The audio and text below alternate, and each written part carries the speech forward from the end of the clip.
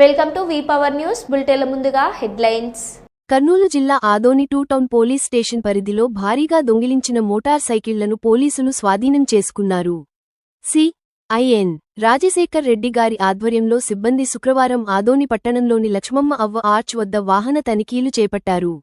ఈ క్రమంలో అనుమానాస్పదంగా బైక్పై వస్తున్న కర్నూలు జిల్లా హనవాలు గ్రామానికి చెందిన ముల్లా లతీఫ్ 31 అనే వ్యక్తిని అదుపులోకి తీసుకుని విచారించడం జరిగింది.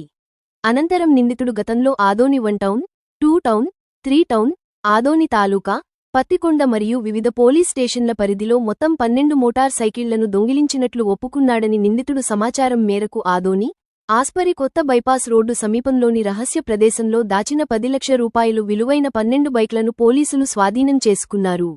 అనంతరం నిందితుడిని రిమాండ్కు తరలించినట్లు, కేసు దర్యాప్తులో ఉందని అలాగే సిబ్బందిని అభినందించిన 2 టౌన్ సిఐఎన్ రాజశేఖర్ రెడ్డి తెలిపారు.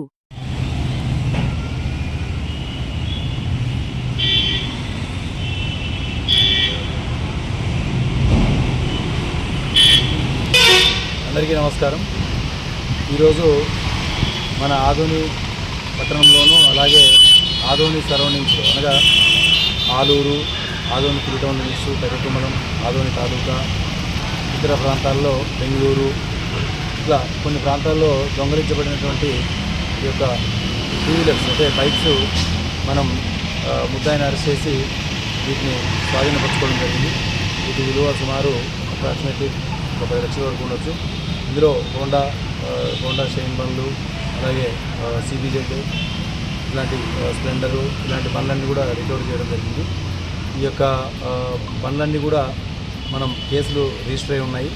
సో కేసులు రిజిస్టర్ అయినటువంటి